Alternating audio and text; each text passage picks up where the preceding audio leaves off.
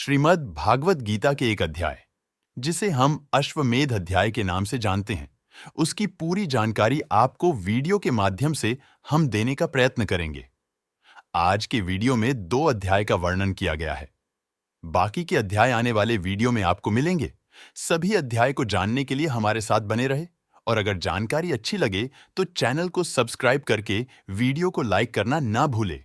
आपका एक लाइक हमें बहुत ज्यादा मोटिवेट करता है। आप देख रहे हैं हिंदुत्व सुविचार अंतर्यामी नारायण स्वरूप भगवान श्री कृष्ण, नर स्वरूप नरश्रेष्ठ अर्जुन, भगवती सरस्वती और महर्षि वेदव्यास को नमस्कार करके जय महाभारत। तुमने क्षत्रिय का पाठ करना चाहिए। वैशंपायन जी कहते हैं, जन्मेजय, जब राजा धृतराष्ट्र भस्म को जलांजलि दे चुके तब महाबाहु युधिष्ठिर उन्हें आगे करके जल से बाहर निकले। उस समय उनकी संपूर्ण इंद्रियां शोक से व्याकुल हो रही थीं। बाहर निकलकर विशाल बाहु युधिष्ठिर गंगा जी के तट पर व्याध के बाणों से बिंधे हुए गजराज के समान गिर पड़े। उस समय उनके दोनों नेत्रों से आंसुओं की धारा बह रही थी। उन्हें शिथिल होते देख श्री कृष्ण की प्रेरणा से भीमसेन ने उन्हें पकड़ लिया। तत्पश्चात शत्रु सेना का संहार करने वाले श्री कृष्ण ने उनसे कहा, राजन, आपको ऐसा अधीर नहीं होना चाहिए। राजन!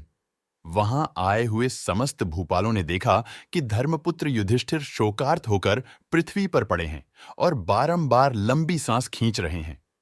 राजा को इतना दीनचित्त और हतोत्साह देखकर पांडव फिर शोक में डूब गए और उन्हीं के पास बैठे रहे। उस समय पुत्र शोक से पीड़ित हुए परम बुद्धिमान प्रज्ञाचक्षु राजा धृतराष्ट्र ने महाराज युधिष्ठिर से कहा, कुरुवंश के सिंह कुंती कुमार, उठो और इसके बाद जो कार्य प्राप्त है उसे पूर्ण करो। तुमने क्षत्रिय धर्म के अनुसार इस पृथ्वी पर विजय पाई है। धर्मात्माओं में श्रेष्ठ युधिष्ठिर, अब तुम अपने भाइयों और सुहृदों के साथ मनोवांछित भोग भोगो।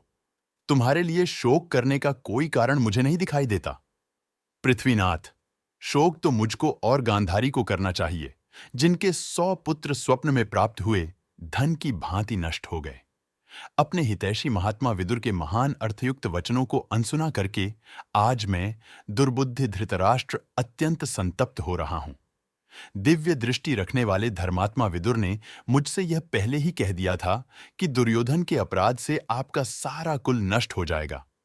यदि आप अपने कल का कल्याण करना चाहते हैं तो मेरी बात मान लीजिए।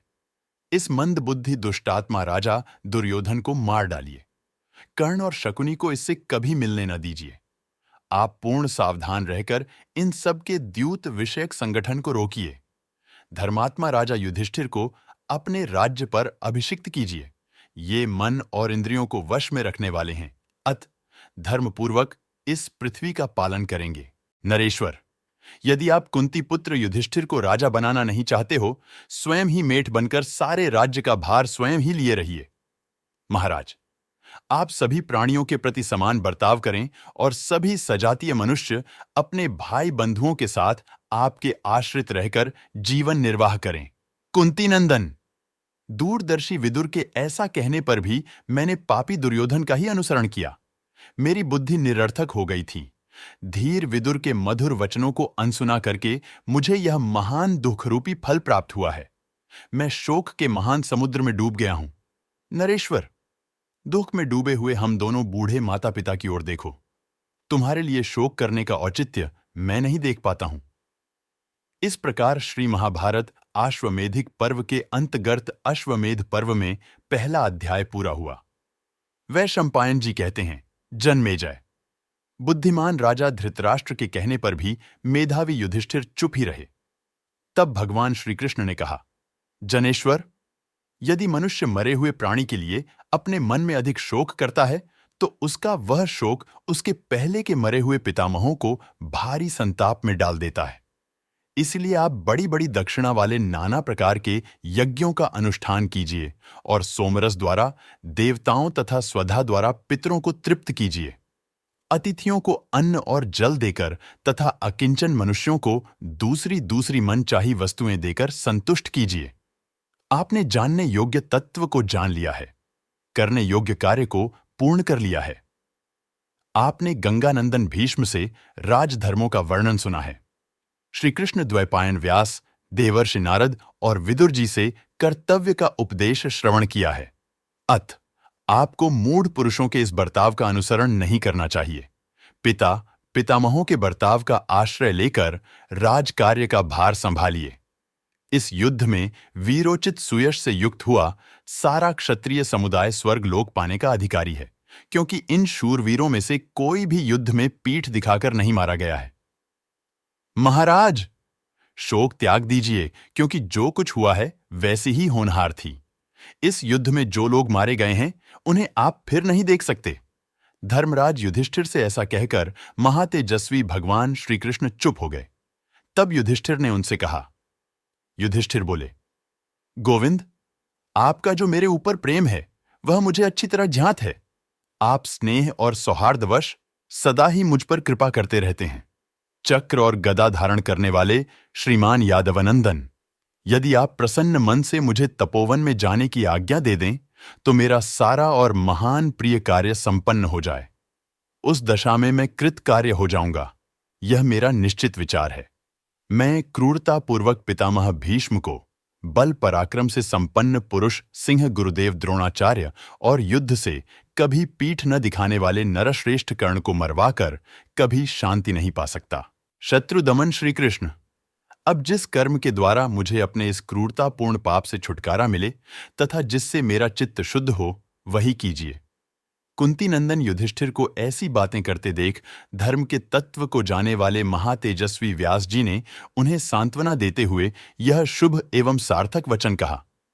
तात, तुम्हारी बुद्धि अभी शुद्ध नहीं हुई है। तुम पुण्य बालकोचित अविवेक के कारण मोह में पड़ गए। तात, अब हम लोग किस लायक रह गए? हम बारंबार जो कुछ कहते या समझाते हैं वह सब व्यर्थ का प्रलाप सिद्ध हो रहा है। युद्ध से ही जिनकी जीविका चलती है उन क्षत्रियों के धर्म भली भांति तुम्हें विदित हैं। उनके अनुसार बर्ताव करने वाला राजा कभी मानसिक चिंता से ग्रस्त नहीं होता। तुमने संपूर्ण मोक्ष धर्मों को भी यथार्थ रूप से सुना है। तुम्हें कामजनित माया का जिस प्रकार परित्याग करना चाहिए उस प्रकार उसका त्याग करने वाला नरेश कभी बंधन में नहीं पड़ता। मैंने अनेक बार तुम्हारे काम जनित संदेहों का निवारण किया है, परंतु तुम दुर्बुद्धि होने के कारण उस पर श्रद्धा नहीं करते। निश्चय इसीलिए तुम्हारी स्मरण शक्ति लुप्त हो गई है। तुम ऐसे न बनो। तुम्हारे लिए इस तरह अज्ञान का अवलंबन उचित नहीं है। निष्पाप नरेश, तुम्हें सब प्रकार के प्रायश्चितों का भी ज्ञान है। तुमने सब प्रकार के राजधर्म और दान धर्म भी सुने हैं। भारत, इस प्रकार सब धर्मों के ज्ञाता और संपूर्ण शास्त्रों के विद्वान होकर भी तुम अज्ञानवश बारंबार मोह में क्यों पड़ते हो? इस प्रकार श्री महाभारत आश्वमेधिक पर्व के अंतर्गत अश्वमेध पर्व में दूसरा अध्याय पूरा हुआ है। आशा करते हैं श्रीमद् भागवत गीता का यह सार आपको अच्छा लगा होगा। आज की वीडियो में बस इतना ही। मिलेंगे जल्दी ही अगले अध्याय के साथ। जय श्री कृष्ण।